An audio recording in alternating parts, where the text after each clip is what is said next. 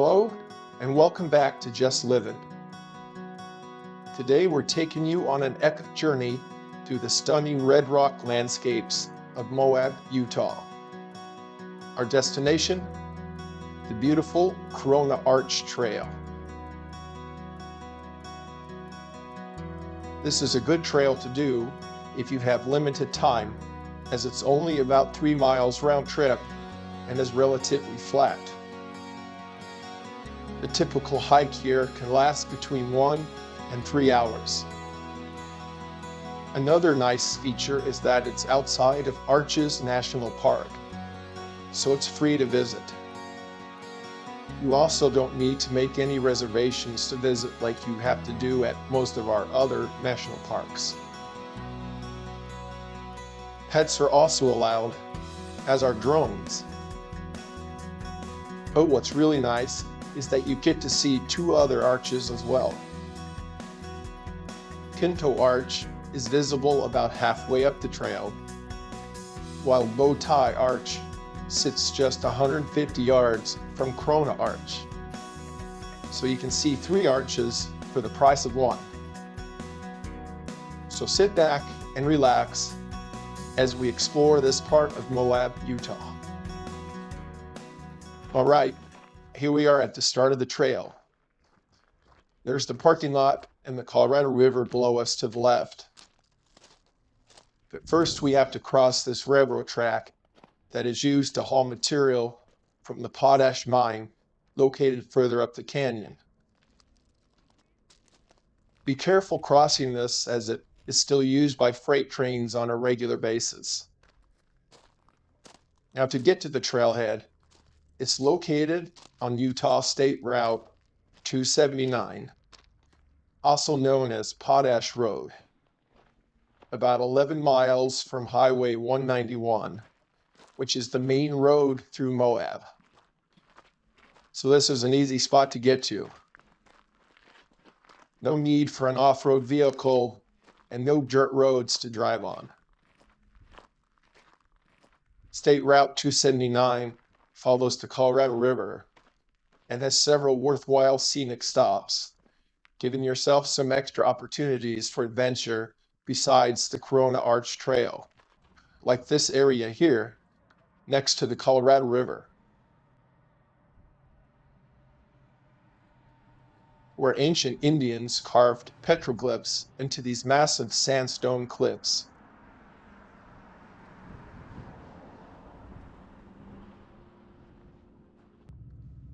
With this other easy to get to arch, simply called Jug Handle Arch.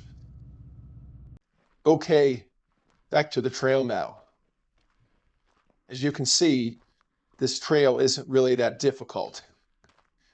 It's a gradual uphill climb till you get to see your first glimpse of Corona and Bowtie Arches.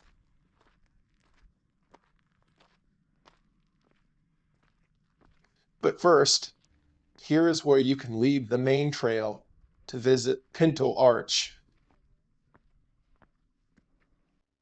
Like Bowtie Arch that we'll see shortly, Pinto Arch is a pothole arch that was formed when the pothole above filled with water and gradually eroded down into a cave below.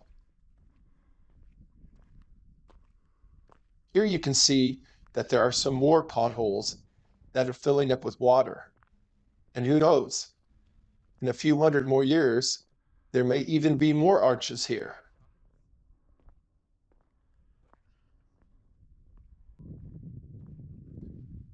What a beautiful day, and what a place. Simply amazing views here everywhere you look. It's mid-October and around 75 degrees out. Perfect weather for a hike like this. Getting close now. Just a few more yards till the money shot.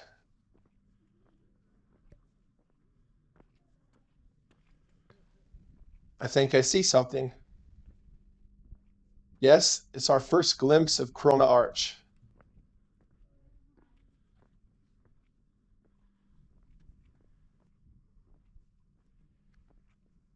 In a few more steps, we'll be able to see Bowtie Arch as well.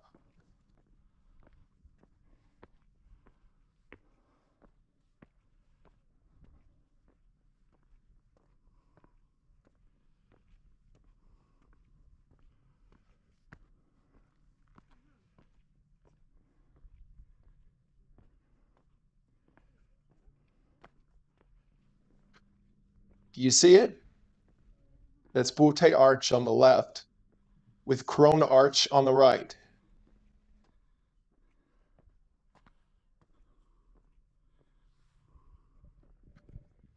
How cool is this? And not very far to get to this viewpoint either. The hardest part of the trail is just ahead. Where that group of people are at in front of us is a cable rope that you use to climb the steep sandstone slope. Unfortunately, I didn't bring my head strap for the GoPro, so I don't have any footage of this part of the hike. There's also a small 8-foot tall or so metal ladder you climb after the cable area to get to the final level part that leads to both arches. This is the most difficult part of the trail. This little canyon in front of us is where the train tracks are at. It's too bad there isn't a tourist train to go on because this canyon looks really cool from the drone view. It would really be a moneymaker. Here's a close-up of Bowtie Arch. It does look like a bow tie carved into the rock. Like Pinto Arch we saw earlier, Bowtie Arch was formed when the pothole above filled with rainwater over the centuries and eroded away into the shape we see now. And just 150 yards away is Corona Arch. If I can make it over this little hill, there we go. There's Corona Arch. As you can see, it's pretty big. It measures 140 feet across. The people below it look like the proverbial little ants. Here's a cool view of the arch that pans to a face carved into the rock by the wind and rain. With this eerie face looking down on them, I'm sure the Indians that used to live here thought this place had powerful bad medicine. They probably thought Corona Arch was the gateway to the underworld, and the face was the devil trying to lure them into hell. Luckily for us advanced people of the 21st century, we only have to worry about our politicians in Washington, D.C. trying to do that. Here's a close-up of some of the strange formations that cover the sandstone mesas here in Moab. What a beautiful day for a hike, and we're glad you could come along. Don't forget to like this video and subscribe to our channel, as this helps us to grow here on YouTube. You can also donate to us at buymeacoffee.com/justlivin' if you're so inclined. Thanks for watching, and we'll see you next time on Just Livin'.